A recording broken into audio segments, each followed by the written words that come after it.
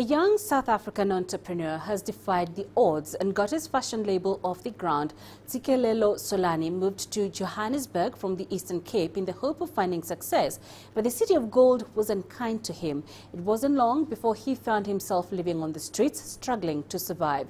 But Solani never gave up. He now runs his fashion studio from a container in Johannesburg and dreams of one day building an empire. CGTN's Julie Shire visited Solani's studio in Hillbrow.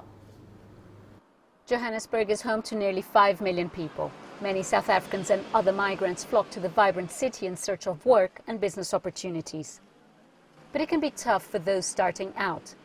Ntsikelelo Solani learned the hard way when he moved from Port Elizabeth to launch his fashion label Shaka Kosa. I was shocked. I had challenges with rent because at that time I was studying. I ended up sleeping in shelters. Then in shelters I became a victim. People started stealing my stuff from being in the shelter. I live in abandoned houses. From abandoned houses, I live in parks.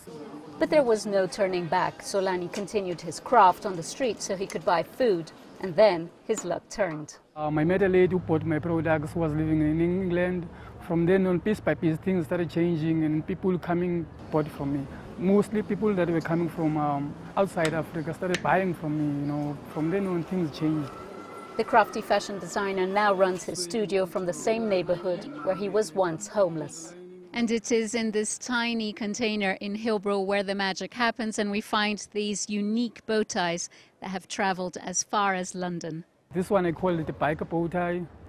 Sometimes I think of like objects that are happening for inspiration. One time I look at a butterfly. I was inspired by the butterfly, and then I started coming up with a bow tie that looks like a butterfly, two in my eyes. So it's something like that. Nature, assists me. The aspirational designer is now focusing on growing his label. But Solani had to resort to a full-time job to do so. He is optimistic, however, that his break into the mainstream market will soon come. Julie Shire, CGTN, Johannesburg, South Africa.